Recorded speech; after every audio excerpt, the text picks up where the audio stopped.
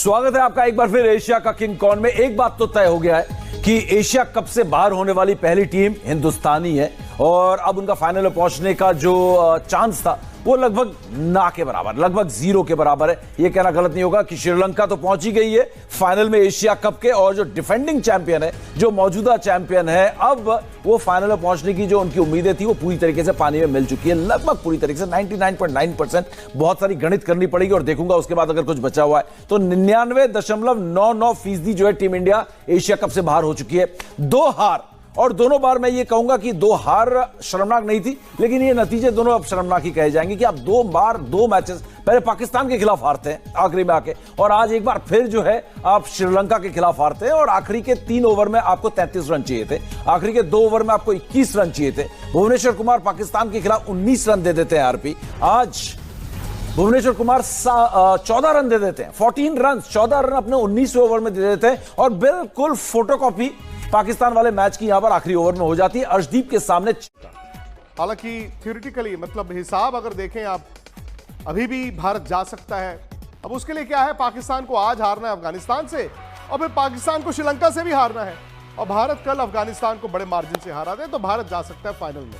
लेकिन आप सब जानते हैं ये हर बार की कहानी हो जाती है कि आपके हाथ में कुछ है नहीं और आप दूसरे के आगे दुआ मांगते हैं कि चलिए यार आप ही हमारा बेड़ा पार करा दें। लेकिन हकीकत यह है कि यह वर्ल्ड कप से पहले भारत के लिए वेकअप कॉल भी है और रियलिटी चेक भी है। रियलिटी चेक का मतलब होता है कि आपको आईना यह दिखाता है कि आपके पास ये है और आपके पास ये नहीं है। तो क्या है भारत के पास, क्या नहीं है?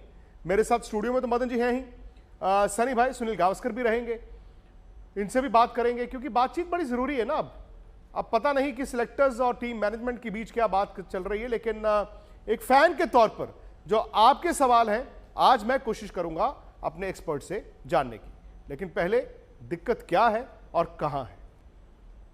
अब वेकअप कॉल, रियलिटी चेक, ये 2 चीजें समझिए। वेकअप कॉल सनी भाई मतलब यार ये देखो वक्त रहते इसको ठीक कर लो।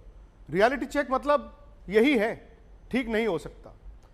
हालांकि कप्तान ने कल कहा, रोहित शर्मा ने, कि 2 हार ही तो हैं, कोई फर्क नहीं पड़ता। लेकिन क्या आपको फर्क पड़ता है?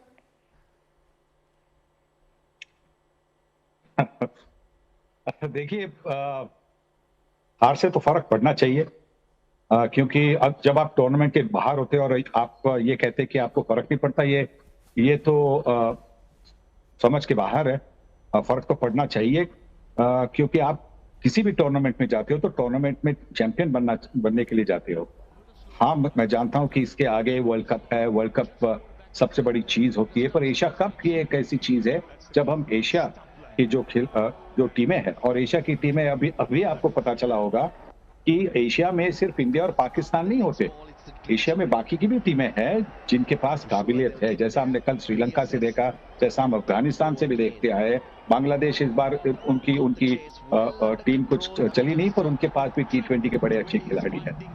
तो मैं समझता हूं कि इससे बहुत कुछ सीखने को है कि हमने क्या गलतियां की, उसे कैसे सुधारा जाए, और उससे आगे जाकर वर्ल्ड कप के लिए तैयारी होनी चाहिए।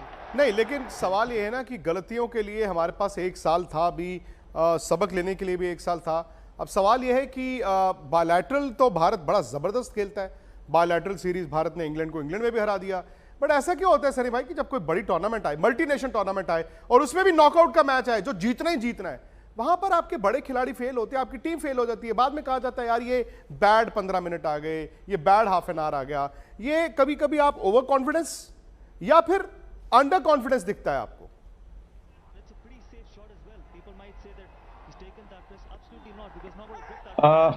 मुझे लगा कि ये भी टूर्नामेंट थी जहां पे उन्होंने थोड़े एक्सपेरिमेंट किए।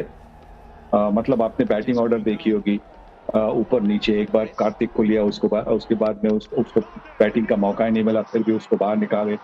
तो वो थोड़ी सी ज्यादा एक्सपेरिमेंट होगी। हम थोड़े से वो थियरी पर गए कि लेफ्ट हैंडर होना चाहिए, क्योंकि वो दूसरे बॉलर्स है उनको मारने के लिए। ये सारी जो हमारी जो थियरीज है, वो मैं समझता हूँ प्रैक्टिकल ज्यादा होना चाहिए, थियरी को थोड़ा सा कम होना चाहिए।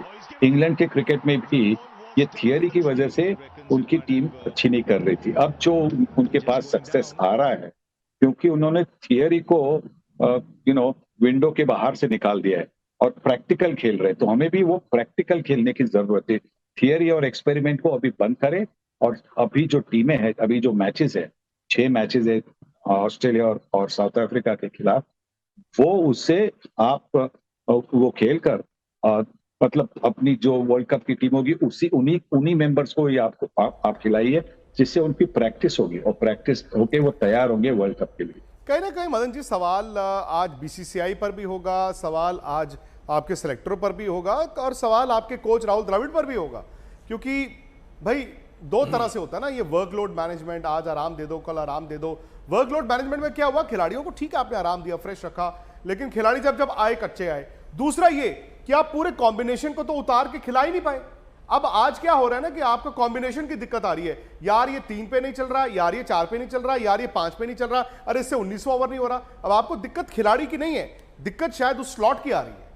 देखिए विक्रांत, जो आपने कहा कि जो रेस्ट की बात की है, ये तो ये होना नहीं चाहिए। देखिए जब आप रन तब बनाते हैं जब कंटिन्यू क्रिकेट खेलते चले जाते हैं और आप टच में रहते हैं। ये क्रिकेट ही ऐसा है 2020 का। और दूसरी बात ये है कि देखिए सिलेक्टरों की गलती है यहाँ पे, बिल्कुल मैं कहूँगा, क्योंकि मेरे को लगता है कि कोई ना कोई ऐसा है कि जो इंटरफेरेंस हो रही है।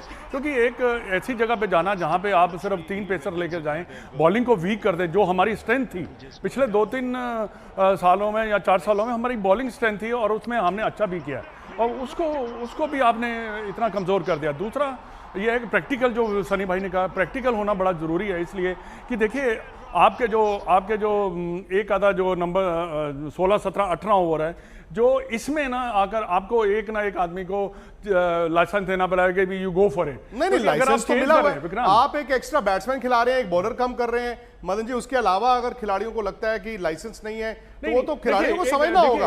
आप प्रकाशा को देखिए, उसने वो मारता चला गया। नहीं तो हमारे यहाँ पे यही दिक्कत है ना सनी भाई, यही दिक्कत। नहीं मदन जी, यही दिक्कत आपकी 10 महीने पहले भी थी जब वर्ल्ड कप भारत हार कर आया था। इनसिक्योरिटी किस बात की है? तो मैं वही पूछ रहा हूं ना, तो जब वर्ल्ड कप हार कर आया था, उस वर्ल्ड कप से लेके इस एशिया कप सनी भाई कुछ बदला तो नहीं है, वही खिलाड़ी है, आज भी वही अप्रोच ही आपको दिख रही है ना। पर उनके पास अभी भी काबिलियत है। ऐसा नहीं कि वो ऐसे खिलाड़ी है कि उनको बाहर निकाला जाए। हाँ, मैं जानता हूं कि देखा दे और 2-3 ऐसे खिलाड़ी है जो बाहर इंतजार कर रहे हैं जगह मिलने के लिए, चांस मिलने के लिए। पर अभी भी हमारे जो बल्लेबाज है उनके पास काबिलियत है और वो आशा करता हूँ कि आगे जाकर जब ऑस्ट्रेलिया में मैचेस होंगे अगले महीने, तो वहां पे वो काबिलियत दिखाएंगे। चलिए, बहुत बहुत शुक्रिया सनी भाई, मदन जी आपका भी। और अभी तो खैर उम्मीद नहीं, आप भी जानते हैं यार, आज अफगानिस्तान पाकिस्तान को हराए, इंडिया अफगानिस्तान को हराए।